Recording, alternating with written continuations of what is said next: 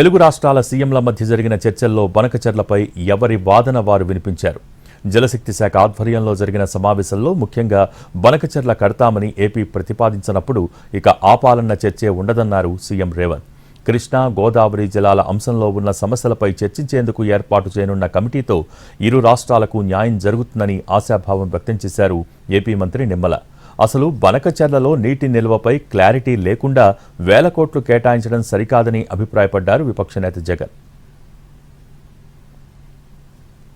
తెలుగు రాష్ట్రాల మధ్య కృష్ణా గోదావరి జలాల అంశంలో ఉన్న సమస్యలపై చర్చించడానికి అధికారులు ఇంజనీర్లతో కమిటీ ఏర్పాటు చేయాలని నిర్ణయించామని తెలంగాణ సీఎం రేవంత్ రెడ్డి తెలిపారు.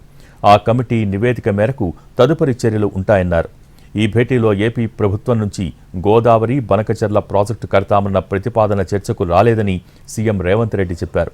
ఎజెండాలో వారు కడతామనే ప్రతిపాదనే చర్చకు రానప్పుడు ఆపాలన్న చర్చే ఉండదన్నారు.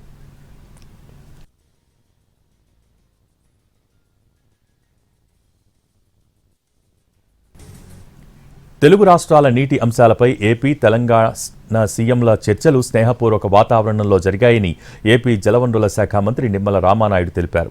గోదావరి కృష్ణా నదుల నీటి కేటాయింపులపై చర్చించామన్నారు. కృష్ణా గోదావరి జలాలు బనకచెర్లపై సోమవారంలోపు కమిటీ ఏర్పాటు చేయాలని నిర్ణయించామన్నారు. పోలవరం నీటి నిల్వ సామర్థ్యాన్ని నిర్ధారించకుండా బనకచెర్లపై తొందరపడటం ఆర్థికంగా నష్టం చేకూరుస్తుందని అన్నారు మాజీ సీఎం జగన్. తగినంత నీరు లేని ప్రాజెక్టుకు 80,000 కోట్ల ఖర్చు, ప్రజాధనం వృధా చేయటమే అన్నారు జగన్. వాళ్ళు బనకచెర్ల గోదావరి బనకచెర్ల వాళ్ళు కడతామని అడిగితే కదా మేము ఆపమని చెప్పడానికి.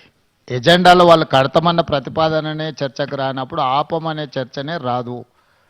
ఉన్న అన్ని సమస్యల్ని కృష్ణా నది మీద గోదావరి నది మీద ఉమ్మడి రాష్ట్రాలకు ఉన్న సమస్యల్ని చర్చించడానికి, సమస్యల్ని గుర్తించడానికి అధికారులు ఇంజనీర్లతో ఒక కమిటీ ఏర్పాటు చేసి ఆ కమిటీలో చర్చించిన తర్వాత మిగతా అంశాలు ముఖ్యమంత్రుల స్థాయిలో చర్చించుకోవాలని నిర్ణయం తీసుకున్నాము.